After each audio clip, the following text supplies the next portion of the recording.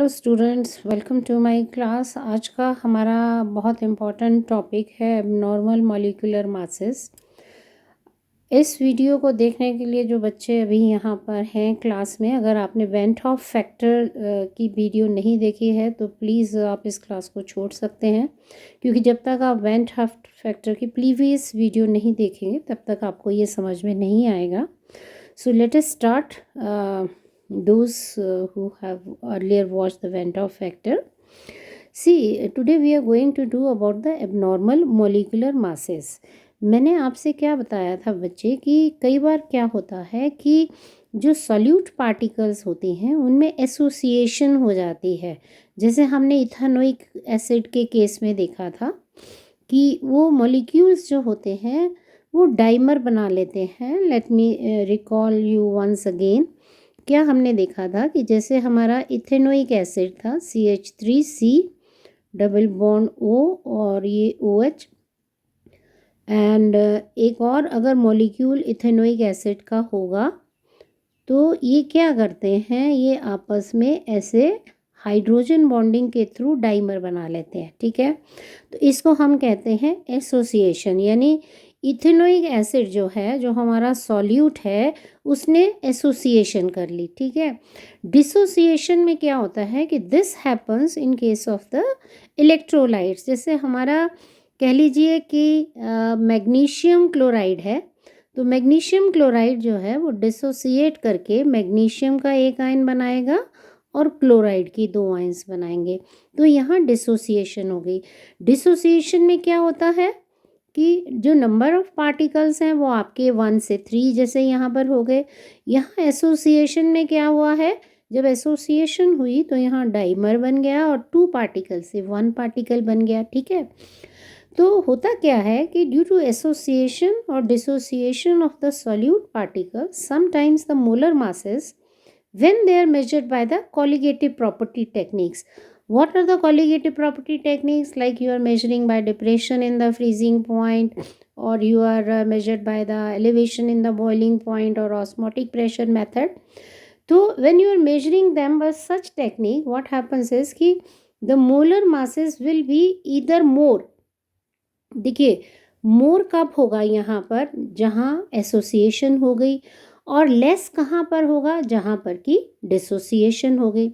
तो ऐसे जो मासेस हैं जो मोर हैं या फिर लेस हैं than the expected value, such masses are called abnormal molecular masses. ठीक है बेटा, अब ऐसा देखा गया है कि molar mass is inversely proportional to the colligative property. देखिए बच्चे, अगर डिसोसिएशन हो रही है तो 1 मैग्नीशियम क्लोराइड के मॉलिक्यूल से यू आर गेटिंग, यहाँ 1 पार्टिकल था and now you are getting 3 particles, since colligative properties are depending upon the count of particles.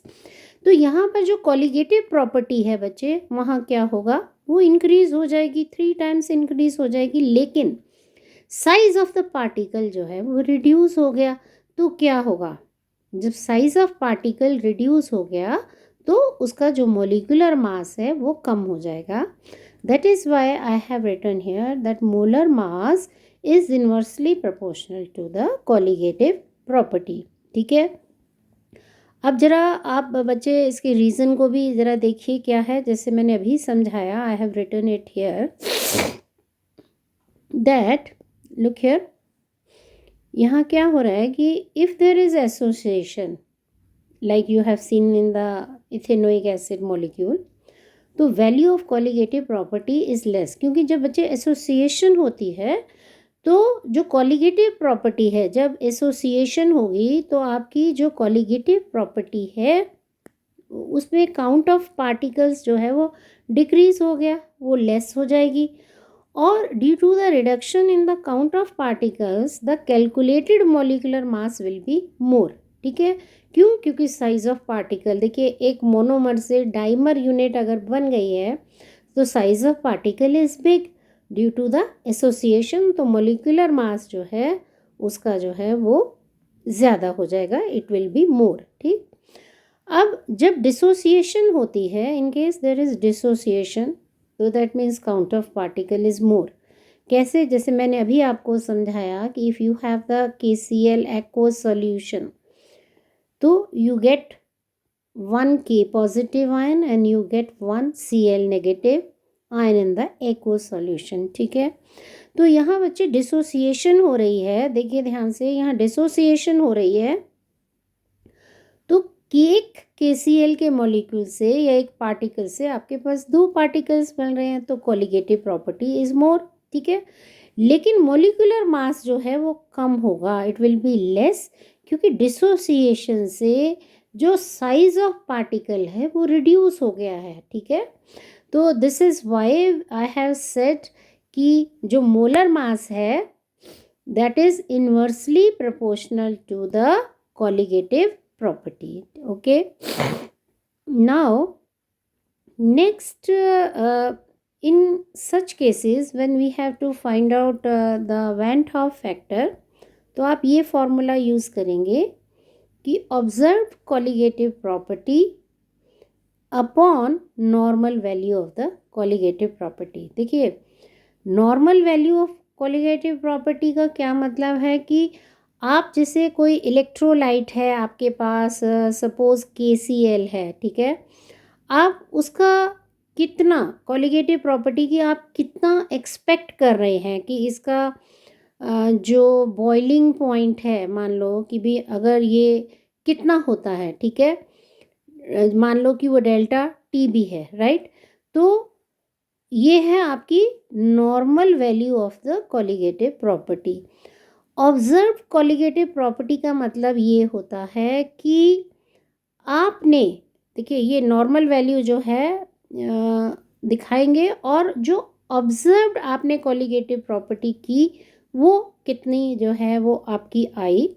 जैसे मान लीजिए कि आपने इसका जैसे मेजर करा, तो जो ऑब्जर्व्ड कॉलिगेटिव प्रॉपर्टी है, मान लीजिए बच्चे कि यहाँ पर उसकी वैल्यू 2 आई और इनिशियली इट वाज 1, तो आपका जो वैन 't हॉफ फैक्टर है वो कितना हो जाएगा, 2 हो जाएगा।